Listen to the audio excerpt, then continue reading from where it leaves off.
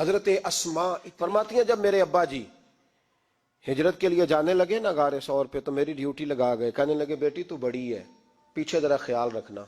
کہتی ہیں 60,000 دینار تھے گھر میں، والد گرامی جب گئے تو ہر چیز ہی ساتھ لے گئے، ایک پیسہ نہیں چھوڑ کے گئے۔ جوان بیٹی، یہ ہمارا ہستا بستا شہر ہے اور سارے اپنے ہیں ہم آپس میں، لیکن کسی کی جوان بچی اس محلے دار سے جس کو وہ بچپن سے جانتی ہے، کونے میں جوان بچی 20-22 سال کی اگر ماچس لینی چلی جائے تو شور ہو جاتا ہے، وہ بیٹی نکل آئی ہے جی۔ ابا جی شام کو گھر آئے تو محلے دار غیبت کریں گے، بیٹی تیری جوان وہاں کھڑی تھی، آج سبزی لینے آئی تھی ماچس لینے، ابا درہ نکال لیتا ہے، بیٹی کیسے باہر چلی گئی؟ بھئی اپنا محلہ ہے، سارے اپنے لوگ ہیں، کیوں پھر بھی نہیں جا سکتی؟ کیسے گئی؟ 5413 فٹ اونچی غار ہے غار ثور، اور جب ہم وہاں جاتے ہیں تو تجربہ کار حاجی مشورہ دیتے ہیں، کہتے ہیں سویرے سویرے جانا فجر کی نماز کے وقت، ورنہ دوپہر میں جانا بڑا مشکل ہوتا ہے۔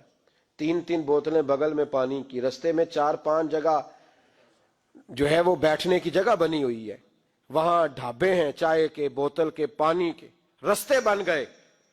لیکن جب حضرت صدیق اکبر نبی پاک کو لے کے گئے، کوئی رستہ نہیں تھا، دشوار گزار گھاٹی تھی، کہنے لگے محبوبہ آپ کو تکلیف ہوگی، آپ میرے کندھوں پہ بیٹھ جائیں، پباں پہاڑ قدم نہیں جے لاؤندا تے سور پہاڑ تے چڑھیا جاندا، او پیا جاندا جے یار نبی دا، اے اصلی دلدار نبی دا۔ حضرت صدیق اکبر حضور کو لے گئے اور بیٹی کی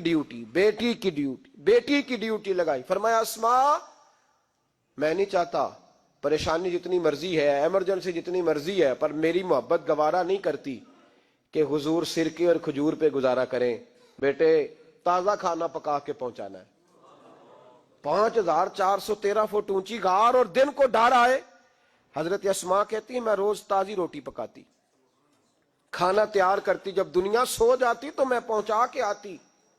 کون حضرت ابوبکر صدیق کی محبت کا اندازہ کرے گا؟ کون اس گہرائی تک جائے گا؟ حضرت اسماء کہتی ہے ایک دن کپڑا ہی کوئی نہیں تھا گھر میں، عورتیں نا سینہ بند باندھا کرتی تھی، عرب کے لوگ کھلے کپڑے پہنتے تھے تو کمر بند باندھتی تھی، اسے نطاق کہتے تھے۔ حضرت اسماء کہتی ہے میں نے اسے پھاڑا، آدھے میں روٹی باندھ لی اور آدھا میں نے کمر کے ساتھ باندھ لیا، جب لے کے گئی نا، یہ بخاری ہے، تو حضور نے دیکھا، حضرت ابوبکر نے دیکھا کہ بیٹے یہ تو سینہ باندھ ہے، کہا ابا جی آدھا وہاں ہے آدھا میں نے باندھا ہوا ہے، تو محبوب نے فرمایا تو ذات النطاقین ہے، تو 2 کمر بند والی ہے؟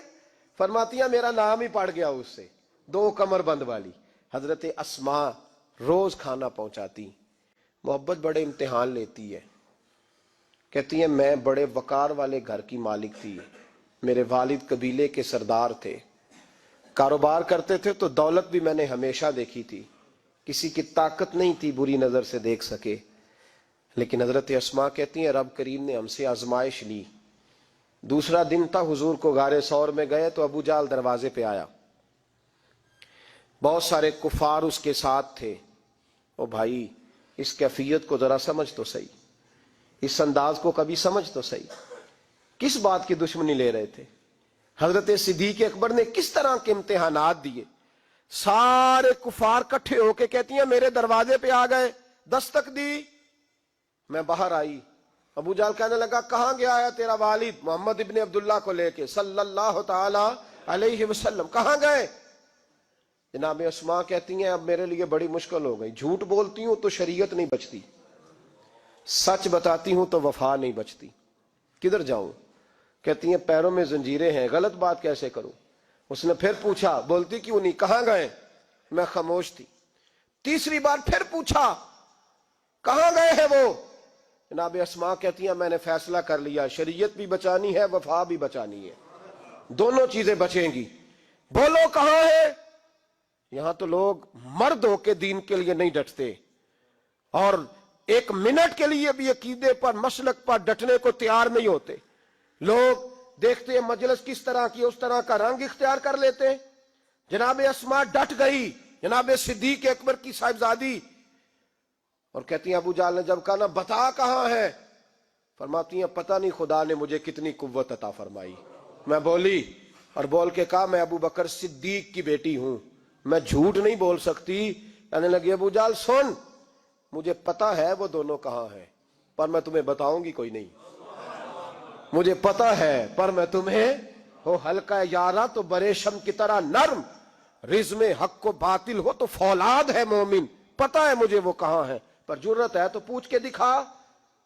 کہتی ہیں چونک تھا مکے کا اور میرا عزت والا گھرانہ تھا، پر ابو جال نے بھرے بازار میں میرے منہ پہ تھپڑ مار دیا. کہتی ہیں میرے کان میں بالی تھی، نیچے پتھر تھا، میں اس کے اوپر گری تو میرا کان پھٹ گیا. لوگوں نے ابو جال کو پکڑا لے گئے. فرماتی ہیں وہ آزمائش بھی میں نے دی، امتحان بھی دیا. پھر میں اندر آئی اور میں نے پھر اپنے اس بہتے ہوئے پھٹے ہوئے خون کو اپنے کپڑے کے ساتھ صاف کیا، منہ کو لپیٹا اور پھر میں کھانا پکانے لگی. کہتی ہیں اسی طرح کھانا پکایا، اسی طرح تیاری کی. غار ثور پہ جو پہنچی تو ابو بکر صدیق نے لپٹا ہوا منہ دیکھا. حضرت اسماء جب پہنچی کھانا رکھا تو کہا اسماء بیٹے چہرے کو کیا ہوا، کیا بات ہے؟ عرض کی کچھ نہیں ابا جی. فرمایا نہیں بیٹے کوئی تکلیف ہے، کوئی چوٹ ہے؟ نہیں ابا جی کچھ نہیں. حضور نے فرمایا اسماء کھول نہ بیٹے چہرہ کیا ہے. جناب اسماء نے کپڑا ہٹایا تو خون بہنے لگا. کیا ہوا؟ عرض کی حضور کچھ نہیں، ابو جال آیا تھا، پوچھتا تھا. کیا بتاتی؟ جھوٹ بولتی تو شریعت میں اجازت نہیں تھی، بتا دیتی تو آپ کو تکلیف ہوتی. اس نے نا بڑے چوک میں تھپڑ مارا، میرا کان پھٹ گیا. حضور میں نے کچھ بتایا نہیں. نبی کریم سید عالم علیہ الصلوۃ والسلام کے ہاتھ اٹھے اور عجیب دعا دی حضور نے. کہا اللہ میں ابو بکر سے اور اس کے گھر سے راضی ہوں، تو بھی ان سے راضی ہو جا. حضرت اسماء بنت ابی بکر صدیق رضی اللہ تعالی فرماتی اس انداز میں قربانیاں دیں.